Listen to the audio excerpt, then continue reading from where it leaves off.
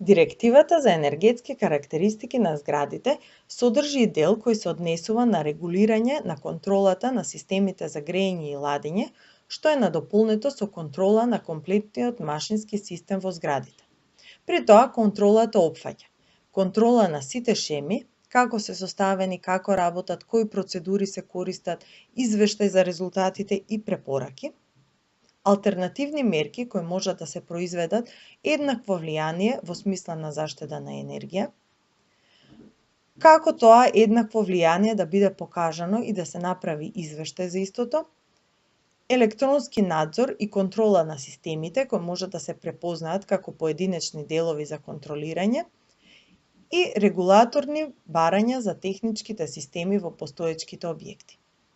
Новите барања во директивата го менуваат склопот и дозволуваат алтернативни мерки за системите за ладење и грејење, при што сите нови шеми треба да бидат адаптирани да го поддржат новиот склоп.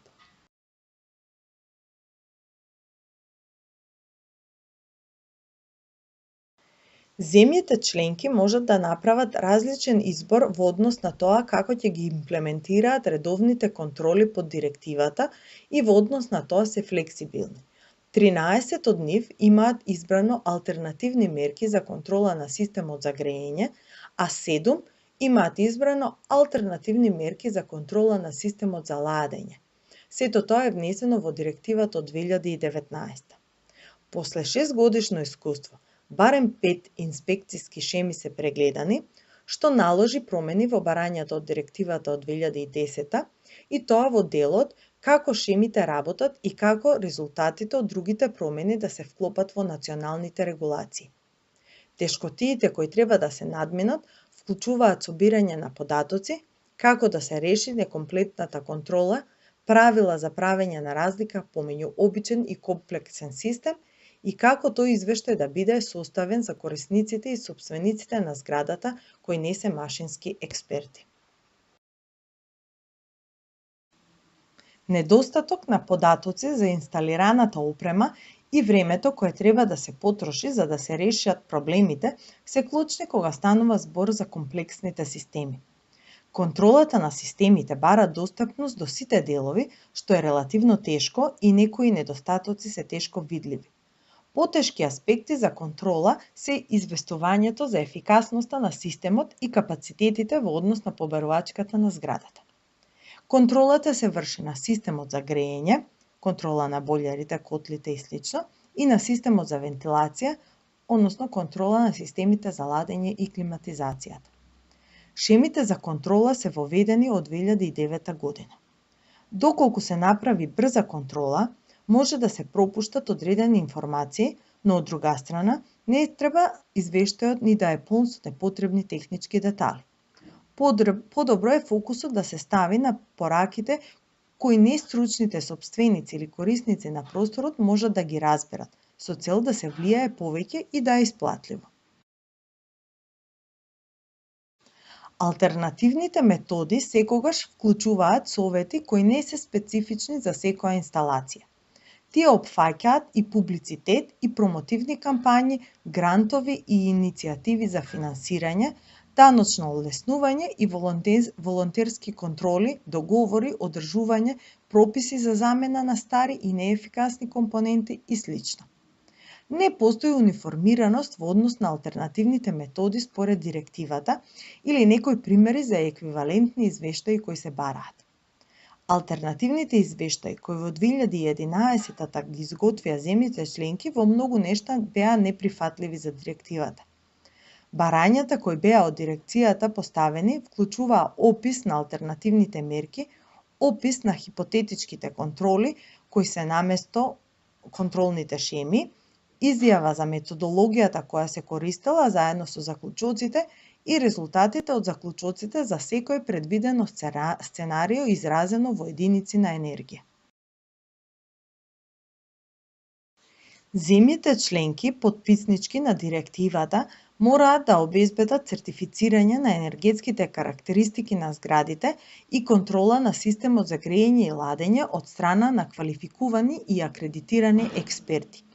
Директивата смета дека е потребна реобука на експертите кои се веќе авторизирани за проблемите од енергетската ефикасност со цел да се запознаат со новите предизвици кои ќе настапат со прифаќање на скоро нула енергетското градење. Главните цели на директивата се да идентификува нови проблеми и да ги поврзе со активностите на експертите во цертифицирање на енергетските карактеристики и редовните контроли на системите за грејење и ладење. Првата група на цели се фокусира само на обуката на експертите. Има силна потреба за развој на широко разбирање на новите парања на директивата поврзано со експертите од двете области и за изготвување на енергетски пасош и за контрола. Обуката се однесува на едукација на експертите по модули, идентификација на врската помеѓу енергетската цертификација на зградите, контролата на техничките системи и енергетскиот аудит. Директивата дава различен приод до различни теми, бара трансфер на знаење и повеќе вештини од експертите.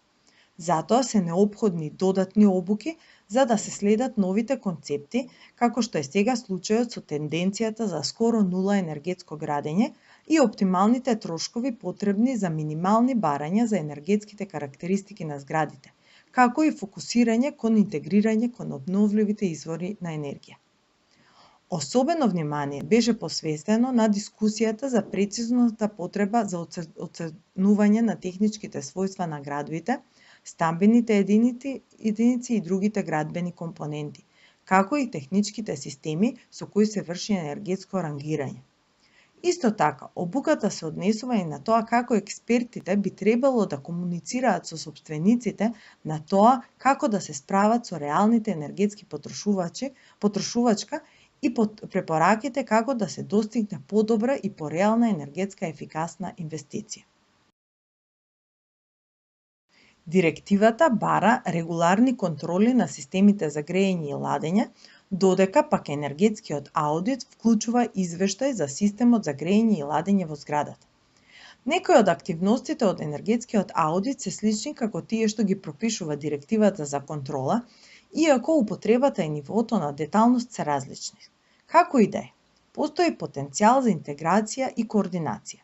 Соодветно на тоа, неопходно е да се анализира кои процедури можат да се комбинираат или да се споделат, за да се задоволат барањата и на директивата и на енергетскиот аудит. Во поголем дел од земјите, редовните инспекции и енергетскиот аудит се управувани од различно законодавство. Процедурите на контрола се генерално добро дефинирани. Процедурите на аудитот се уште не се дефинирани во повеќето земји членки и нивниот склоп е различен и се однесува на градбите, механичкиот систем во градбата и однесувањето на корисниците на просторот. При тоа, експертите кои изготвуваат енергетски аудит можат да подготват и енергетски пасош, но обратно, експертите кои изготвуваат енергетски пасош не можат да изготват енергетски аудит без претходна обука. Извештаите кои ги изготвуваат контролорите и изготвувачите на енергетскиот аудит се различни, рефлектирајќи различни процедури и употреба на документите.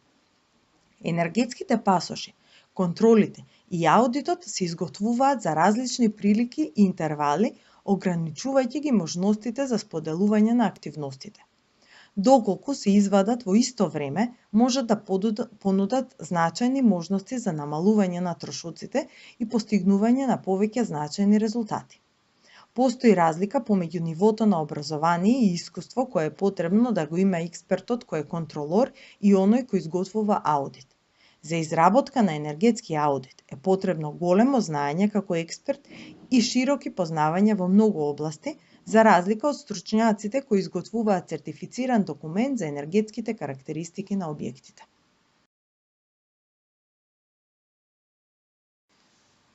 Обуката за експерти составена од модули има некои предности со тоа што експертите можат да бидат специјализирани за одреден сектор за кој се интересираат и можат да ја прошират својата обука како што сакаат и кога сакаат, без да се обучуваат за областа за која се веќе квалификувани. Директивата идентификува неколку значајни преклопувања меѓу обврските на експертите. Па така, Експертите можат да се потребни за целосна енергетска контрола на зградата и нејзино оценување или за оценување само на специфични делови или контрола на одредени делови на механичкиот систем. Квалитетот и динамиката на подобрување на енергетските карактеристики на зградите зависи од бројот и квалитетот на експерти кои се достапни. Постои јасно подобрување на координираниот пристап и тоа најмногу со цел да се зголеми синергија и да се избегне преклопување на резултатите. Комбинирањето на обврските во директивата од земјите членки бара да обезбедат сертификат или акредитациони шеми за квалификација и обука на експерти потребни за сервисите за енергетско штедење, енергетски аудит, енергетски менаџери и инсталирање на елементи поврзани со енергетско штедење. Најголема препорака во процесот на обука е конфликтот на интереси со оглед на тоа дека изготвувачите на енергетскиот пасош се вообичаено сертифицирани од страна на државата, а изготвувачите на енергетскиот аудит се вообичаено дел од луѓе кои се едуцираат на сопствен трошок, така што дијалогот меѓу нив е тежок. Најтешко им паѓа на сопствениците и корисниците на објектите кои треба да ги спроведат препораките за енергетски заштеди, при што енергетскиот пасош е дел од енергетскиот аудит, а цената на коштање зависи од тоа дали според препораките на објектот се должни да изготват енергетски пасош, аудит или контрола.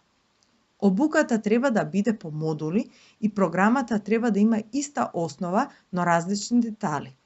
Експертите за енергетски аудит можат да подготвуваат и енергетски пасоши, но обратно, експертите за енергетски пасоши не можат да изготвуваат енергетски аудит. Тоа укажува дека е добро обучено лице со соодветна квалификација и обука може да биде акредитирано за изработка и за енергетски пасош и за енергетски аудит. Дали директивата на Европската Унија бара обука на експерти? Прашањето се однесува за потребата за повторна обука на експертите со оглед на тенденцијата за скоро нула енергетско градење, зашто е потребно да се почитуваат одредени процедури во пресметките и нови процедури во контролата на енергетските карактеристики на објектите. Постојат одредени проблеми кои можат да влијаат кон обнова на пресметките и можат да резултираат по потреба за повторна обука. Например, оптималното чинење и пресметка за скоро нула енергетско градење може да резултира со нови и стриктни барања од земјите членки, што води кон прецизни и подетални методи за пресметка на енергетското барање или со одредени додатни делови во пресметката со цел да се справат со решенијата кои вклучуваат совети и иновативни технологии. Анализите и дискусиите фокусираат на тоа дали директивата би дозволила промена во националните процеси за обука на експертите и дали има потреба од повторна обука за оние кои се веќе квалификувани според директивата од 2002 година. Најголемо внимание се посветува на обуката за пристапот кон скоро нула енергетско градење, интеграција на обновливите извори на енергија и пресметка на алтернативните системи за грејење, ладење и вентилирање. Пресметките за исплатливост се исто така важен дел од обуката. Повеќето земји се согласни дека е потребна обука за контролори на терен.